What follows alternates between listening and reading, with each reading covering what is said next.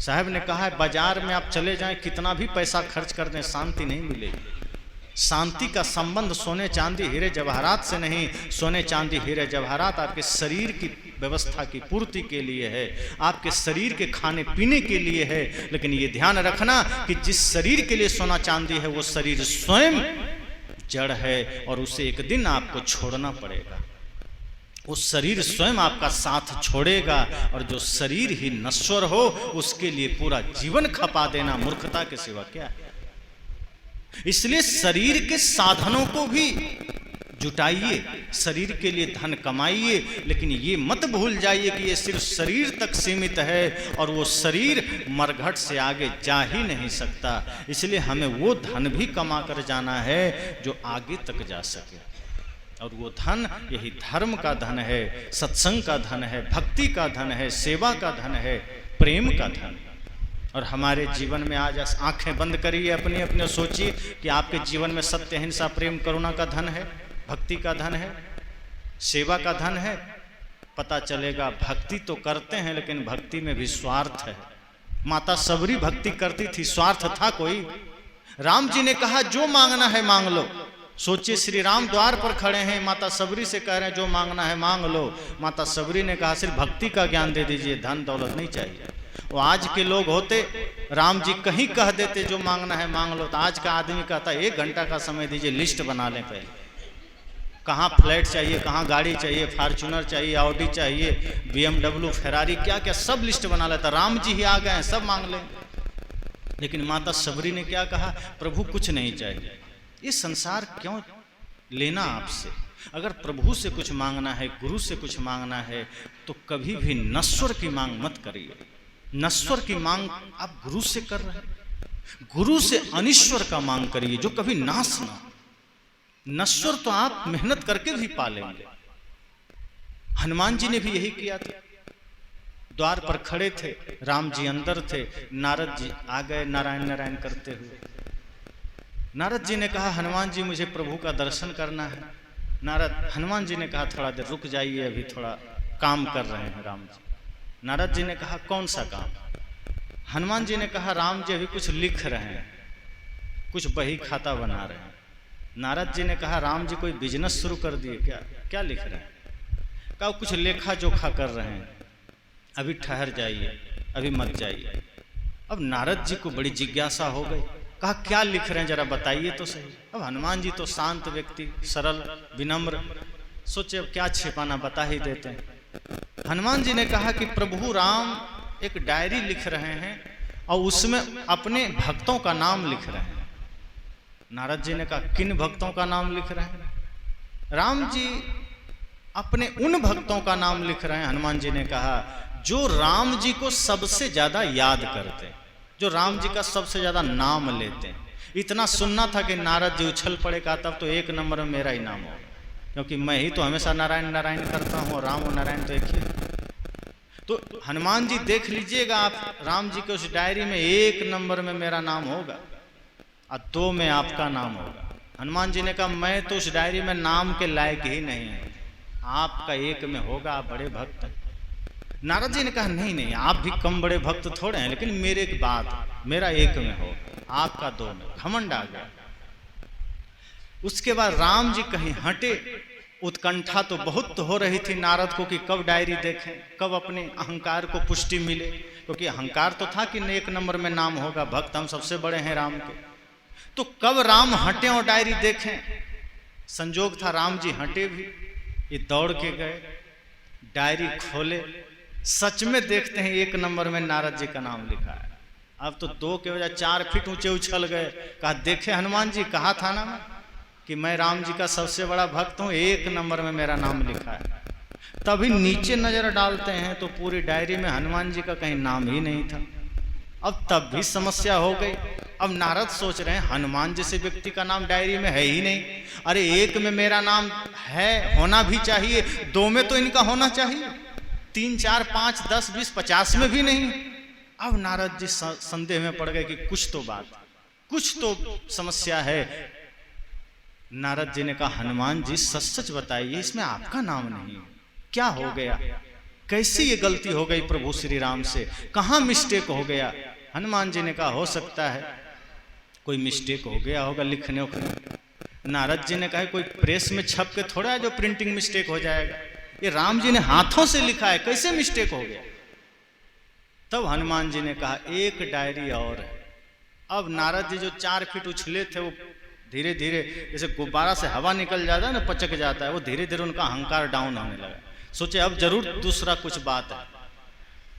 नारद जी ने कहा दूसरी डायरी कौन सी है? जो घमंड में वो फूल गए थे, जो अहंकार आ गया था कि हम 1 नंबर का भक्त हैं, अब थोड़ा डाउन हो गया। कहा हनुमान जी जरा बताइए वो दूसरी डायरी में क्या है? हनुमान जी ने कहा दूसरी डायरी में प्रभु अपने उन भक्तों का नाम लिख रहे हैं जिनको स्वयं राम जी याद करते हैं। अब नारद के सारा अहंकार चूर हो गया। कहा हम तो राम जी को याद करते हैं, उससे ज्यादा महत्वपूर्ण तो वो डायरी है जिसको स्वयं राम याद करते हैं। निश्चय ही वो डायरी सबसे ज्यादा महत्वपूर्ण है, क्योंकि भगवान को तो सब भजते हैं ना, भगवान का नाम तो सब लेते हैं। स्वयं भगवान किसी का नाम लें ये इतना सरल नहीं है। अब नारद जी को तो अपना कुछ भी ध्यान नहीं रहा। वो डायरी हटाएगा, वो डायरी कहाँ है, दूसरा डायरी वो दिखाइए। पूरा यहाँ वहाँ खोजते खोजते डायरी मिल गई। जैसे ही डायरी उलटते हैं तो पूरी डायरी में एक ही नाम लिखा था और वो नाम था हनुमान। जैसे ही देखा हनुमान, अब तो नारद जी का सारा अहंकार खत्म हो चुका था, उनकी सारी अकड़ खत्म हो चुकी थी और हनुमान जी के चरणों में शीश झुका दिए। कहा हनुमान जी क्षमा करना, मैं अहंकार में आकर के स्वयं को श्रेष्ठ भक्त समझ लिया। मुझे पता ही नहीं था कि आप जैसे श्रेष्ठ भक्त के होते मैं तो कुछ भी नहीं हूँ। मैं तो प्रभु को याद करता हूँ, इतना में ही घमंड कर बैठा। आप कितने महान हैं, स्वयं राम आपको याद करते हैं और आप में लेश मात्र घमंड नहीं, आप में लेश मात्र अहंकार नहीं है, लेश मात्र विकार नहीं है। निश्चय ही आपका चरण छूने लायक है। और नारद सिर झुका देते हैं चरणों में। हनुमान जी उठा के गले से लगाए, बोले देखिए नारद जी, आप सिर्फ कर्म करते रहिए, मन को पवित्र रखिए। ये चिंता मत करिए कि प्रभु का हम बड़े भक्त हैं तो गुरु का हम बड़े भक्त हैं, हम उसके प्यारे हैं।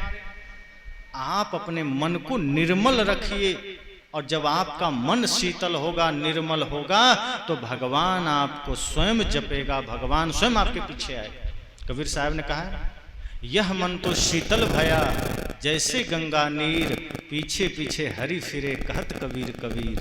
कहा जब मन निर्मल हो जाएगा, मन शीतल हो जाएगा, तो आपको राम का नाम नहीं जपना है, राम ही आपके पीछे आ जाएंगे, क्योंकि भक्त के बस में भगवान। आप भक्ति का जिम्मेदारी रखिए, आप प्रेम की जिम्मेदारी रखिए। आप ये सोचिए कि मुझे सिर्फ प्रभु गुरु की भक्ति करनी है, माता पिता और राष्ट्र की भक्ति करनी है। फल क्या मिलेगा आप तय मत करिए, आप भक्ति निश्चल करिए। भक्ति के बदले संसार की कामना मत करिए, भक्ति करने के बदले में संसार की वस्तुओं की कामना मत करिए कि भक्ति करेंगे तो संसार मिल जाएगा, धन मिल जाएगा, दौलत मिल जाएगा, पद प्रतिष्ठा मिल जाएगा। साहब ने कहा है ना, ऐसी है दीवानी दुनिया भक्ति भाव नहीं बूझे जी। कोई आवे बेटा मांगे यही गुसाई दीजिए जी, कोई आवे दुख का मारा हम पर कृपा कीजिए जी। साहब ने कहा आज भक्ति को भी लोग बिजनेस बना लिए, भक्ति करते हैं और तुरंत बदले में मांग लेते हैं कुछ कि प्रभु मुझे बेटे को नौकरी दे देना, एक और फैक्ट्री लगवा देना, पोते को मैट्रिक में पास करवा देना। ठीक से भक्ति किया नहीं, संसार की कामना पहले ही कर ली। अब जिस भक्ति के बदले आप संसार की कामना कर रहे हैं तो सहज समझा जा सकता है कि भक्ति का कोई प्रभाव नहीं। आप भक्ति को फिर समझे ही नहीं। अगर भक्ति के बदले आपने कुछ भी कामना कर लिया, संत तो यहाँ तक कहते हैं आप भक्ति करिए तो मोक्ष की भी कामना मत करिए, सिर्फ भक्ति करिए, क्योंकि भक्ति का सहज फल मोक्ष ही है, मांगने की जरूरत नहीं है। आप जड़ में पानी डालिए वो खुद तना तक पहुंच जाएगा और फल फूल देने लगेगा। आप जड़ में पानी डालकर कामना मत करिए। आज तो आदमी ऐसा है कि आप उसको कह दीजिए मंदिर जाओ प्रार्थना करने, तो आदमी कहता है क्या मिलेगा। एक आदमी का एक संत ने कहा कि मंदिर जाओ प्रार्थना करो वैकुंठ मिलेगा। वो आदमी मंदिर की सीढ़ी चढ़ा और अभी ठीक से हाथ भी नहीं जोड़ा, पीछे देखने लगा विमान आया कि नहीं वैकुंठ से। आदमी का कितना पागल है, अभी ठीक से तुम मंदिर की सीढ़ियां भी नहीं चढ़ा अब विमान देख रहा है। अरे पहले मन को निष्कपट तो बनाओ, निर्विकार तो बनाओ। तुमने प्रार्थना किया नहीं, तुम्हारे प्रार्थना में स्वार्थ समाया हुआ है, तुम्हारे प्रार्थना में छल समाया हुआ है। तुम तो भगवान की प्रार्थना भी इसलिए करते हो कि पड़ोसी को हम दंड दे सकें, पड़ोसी को नीचा दिखा सकें। तुम तो भगवान की उपासना भी इसलिए करते हो कि हम दूसरों को सता सकें। तुम तो मंदिर जाकर के भगवान से प्रार्थना करते हो, प्रभु मेरा महल 4 मंजिला बना देना, पड़ोसी के झोपड़ी में आग लगा देना। तो तुम तो प्रार्थना भी ऐसी करते हो, और जिस प्रार्थना में दूसरे की बुराई, दूसरे का विनाश समाया हो, वो प्रार्थना कहाँ रहा? वो तो छल हो गया, प्रपंच हो गया, जो राक्षस लोग करते थे। पहले राक्षस लोग खूब प्रार्थना करते थे, खूब तपस्या करते थे, और प्रसन्न करके क्या मांगते थे? हमको ऐसा वरदान दीजिए कि हम स्वर्ग का अधिपति बन जाएं। उसके प्रार्थना, उसके तपस्या में स्वार्थ होता ही होता था, वो छल करता ही करता था। आज हमारा धर्म, हमारी पूजा, हमारी भक्ति राक्षसों जैसी हो गई। हम भी भगवान की उपासना करते हैं, एक टांग पर खड़ा होकर करते हैं, लेकिन बदले में क्या स्वार्थ है कि मिल जाए कुछ। ओम जय जगदीश हरे, घर में धन लक्ष्मी बढ़े, बस यही कामना लेके हम प्रार्थना कर रहे हैं। हम ये सोचते ही नहीं है कि प्रभु बस भक्ति मेरी निर्विकार बनी रहे, आपके चरणों में प्रेम निर्विकार बना रहे, और दूसरा कुछ नहीं चाहिए। तो जिनका मन शीतल है, जिनका मन निर्मल है, साहब ने कहा, फिर पीछे पीछे हरि फिरे कहत कबीर कबीर। और जिसने संसार की चाहनाओं को खत्म कर दिया, जिसने प्रभु भक्ति के अलावा, गुरु भक्ति के अलावा कोई कामना न रखा, जिसकी सारी चाह मिट गई, साहब ने कहा चाह मिटी, चाह गई चिंता मिटी, मनुआ बेपरवाह, जिनको कुछ नहीं चाहिए वो ही शाहंशाह। उन्होंने कहा कि जिसके जीवन की चाह मिट जाती है, जैसे हनुमान जी की चाह मिट गई, सबरी जी की चाह मिट गई, विदुर जी की चाह मिट गई, साहब ने कहा जिसकी चाह मिट गई उसकी चिंता मिट गई, और जो उसका मन निश्चिंत हो गया, फिर उसकी कोई चिंता नहीं है। और जिसको कुछ नहीं चाहिए वो ही शाहंशाह। साहब से किसी ने पूछा, कबीर साहब से, कि सबसे बड़ा धनी कौन है, सबसे बड़ा धनपति कौन है? साहब ने कहा तुम्हारे नजर में कौन है? तो आज का आदमी होता तो कोई ले लेता नाम, एलन मस्क का, बिल गेट्स का, अंबानी का, अडानी का, टाटा का, डालमिया का। लेकिन साहब ने कहा नहीं नहीं, ये तो क्षणिक धनपति, आज हैं कल नहीं रहेंगे। 1 से 10 तक का लिस्ट हर महीने बदलते रहता है, ये कोई धनपति? कभी कोई 1 नंबर पर आ जाता है, कोई 10 पे चला जाता है, ये तो बदलते रहता है। और वैसे भी जो मांग रहा है वो धनपति कहाँ है? लोगों ने कहा कैसे? कहा इन धनपतियों को देखो, अपने घरों में प्राइवेट मंदिर बना रखे हैं, और जब कभी बड़े बड़े मंदिरों में जाते हैं तो देखना इनको, जब मंदिर के अंदर जाते हैं तो हाथ जोड़कर, अंबानी जैसा लोग भी प्रार्थना करता है, प्रभु जितना है उतना और दे दो। तो जो मांग रहा है वो धनपति कैसे हुआ और सेठ कैसे हुआ? जो मांग रहा है वो भिखारी हुआ, जो दे रहा है वो सेठ हुआ ना। का बात तो सही है। का मंदिर के बाहर, बड़े बड़े मंदिरों के बाहर कुछ भिखारी बैठे होते हैं, भगवान के नाम पर कुछ दे दो, कुछ दे दो बोलते रहते हैं। आप में से कई लोग उसको 2-5 रुपए दे देते हैं, कुछ अनाज दे देते हैं। सदगुरु कबीर कहते हैं कि जो भिखारी मंदिर के बाहर बैठा है उसको वो 1-2 रुपया मांग रहा है तो तुमने उसे भिखारी बना दिया, वो भिखारी है। लेकिन सोचो वो अपने पेट भरने के लिए मांग रहा है, और जो बड़ा भिखारी अंदर गया है, जिसे तुम सेठ कहते हो, जो भगवान से मांगने गया है, वो सबसे बड़ा भिखारी है। क्योंकि जो छोटा भिखारी वो आदमी से मांग रहा है, और जो बड़ा भिखारी है वो अंदर जाके मांग रहा है। जो बाहर बैठा है वो पेट भरने के लिए मांग रहा है, और जो अंदर गया है वो पेटी भरने के लिए मांग रहा है। सोचो बड़ा भिखारी कौन है? वही लोग है ना। साहब ने कहा जो मांग रहा है वो भिखारी ही है, वो सेठ नहीं हो सकता, वो धनपति नहीं हो सकता। तो लोगों ने कहा प्रभु तो ये बताएं कि फिर आपके नज़र में सेठ कौन है, धनपति कौन है? साहब ने कहा जिसकी चाह मिट गई, जिसने मांगना छोड़ दिया, जिसने देना शुरू कर दिया वही धनपति है। कहा तो हम तो बड़े गरीब आदमी, हम कैसे दे सकते हैं? कहा तुम फिर गलत सोच रहे हो, मैंने धन की बात नहीं किया। धन का लेन देन तो बाहरी बात हो गई, वो तो एक समय में सबकी समय सीमा निर्धारित है, उसका वहीं सीमित हो जाए। इतिहास अगर उलट करके देखो तो जो भक्ति, प्रेम, सत्य, अहिंसा, करुणा, धर्म को धारण किया है इतिहास में, वही सबसे श्रेष्ठ माना गया। बड़े बड़े धनपति अपने समय में 10, 20, 50 साल में वो समा जाता है, इतिहास के पन्नों में कोई जानता भी नहीं। लेकिन जो प्रेम के मार्ग पर आ जाए, जो त्याग के मार्ग पर आ जाए, जो भक्ति के मार्ग में आ जाए, वो सदा सदा के लिए अमर हो जाता है। साहब ने कहा इसलिए जो देना जानता है वही सबसे बड़ा दानी और धर्मात्मा और सेठ है, जो मांग रहा है वो दरिद्र है। तो लोगों ने कहा हम तो गरीब हैं, क्या दे सकते हैं? साहब ने कहा तुम धन नहीं दे सकता, किसी को प्रेम तो दे सकते हो। तुम धन नहीं दे सकते, किसी को मीठे वचन तो दे सकते हो। अरे ये भी तो दे के देखो, धन देना सरल है, किसी को मीठा वचन देना कठिन है। आप धन दे देते हैं लेकिन मीठा वचन कहाँ दे पाते, प्रेम कहाँ दे पाते हैं, ईमानदारी कहाँ दे पाते हैं? छल दे देते हैं, कपट दे देते हैं, लेकिन सत्य नहीं दे पाते, प्रेम नहीं दे पाते।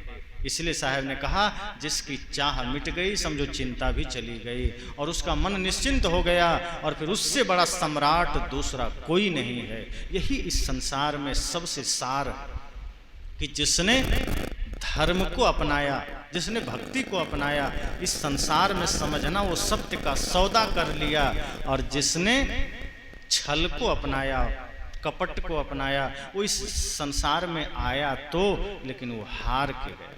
इसलिए साहब ने कहा है, अरे दिल गाफिल गफलत मत कर, एक दिन जम तेरे आवेगा रे, एक दिन जम तेरे आवेगा रे। सौदा करन को या जग आया, पूंजी लाया मूल गंवाया। सौदा करन को या जग आया, पूंजी लाया मूल गंवाया। प्रेम नगर का अंत न पाया, ज्यों आया त्यों जावेगा, ज्यों आया त्यों जावेगा रे। अरे दिल गाफिल गफलत मत कर, एक दिन जम तेरे आवेगा रे, एक दिन जम तेरे आवेगा रे। आगे सदगुरु कबीर बड़े ही प्यार से समझा कर कहते हैं, सुन मेरे साजन सुन मेरे मीता, या जीवन में क्या क्या कीता। सुन मेरे साजन सुन मेरे मीता, या जीवन में क्या क्या कीता। सिर पाहन का बोझा लीता, आगे कौन छुड़ावेगा, आगे कौन छुड़ावेगा रे। अरे दिल गाफिल गफलत मत कर, एक दिन जम तेरे आवेगा रे, एक दिन जम तेरे आवेगा रे।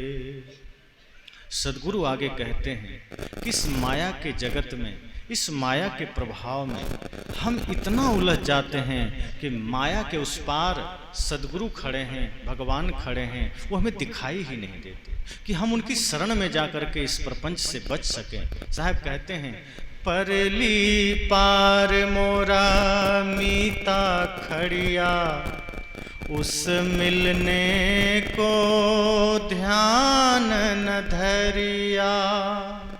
परली पार मोरा मीता खड़िया, उस मिलने को ध्यान न धरिया। टूटी नाव पर जा बैठा, गाफिल गोता खावेगा, गाफिल गोता खावेगा रे। अरे दिल गाफिल गफलत मत कर, एक दिन जम तेरे आवेगा रे। अंत में सद्गुरु कहते हैं, अगर इस शरीर को पाकर के सजग नहीं हुए तो यमराज तो आएगा, वो नहीं भूलता है। हम भले मृत्यु को भूल जाएं, उसे याद है कि कब किसको उठा के ले जाना है। इसलिए सद्गुरु कबीर अंत में एकदम चेताते हुए कहते हैं, कहत कबीर तुम्हें समुझाई, अंत काल तेरो कौन सहाई। कहत कबीर तुम्हें समुझाई, अंत काल तेरो कौन सहाई। चला अकेला संग न कोई, किया आपना पावेगा, किया आपना पावेगा रे। अरे दिल गाफिल गफलत मत कर, एक दिन जम तेरे आवेगा रे, एक दिन जम तेरे आवेगा रे। तो साहब ने कहा, जो मन का झगड़ा है वो जब मिटेगा तो इस संसार में आने का उद्देश्य पता चलेगा। इस शरीर को, नाम रूप को पाकर के जो मिथ्या अभिमान में हम झूल रहे हैं, ये सब 2 दिन का है। मौत के आते ही रूप भी चला जाएगा, मौत के आते ही विद्या भी चली जाएगी, धन भी चला जाएगा, बल भी चला जाएगा, सारा अभिमान चूर चूर हो जाएगा। इसलिए साहब कहते हैं, अपने भीतर के सारे झगड़े मिटा लो और सोचो कि इस धरती पर हम आए क्यों हैं, हम किस प्रपंच में लगे। इस धरती पर आए हैं कुछ अच्छा करने के लिए, और हम यहाँ न जाने कितने छल में लगे, हम कितने ईर्ष्या में लगे, कितने कपट में लगे हैं। इस शरीर इसलिए नहीं मिला कि हाँ छल कर सको, कपट कर सको। कुछ करके जाओ, कुछ नाम कमा के जाओ, ऐसा करके जाओ कि आने वाली पीढ़ी आपके आदर्शों को धारण कर सके।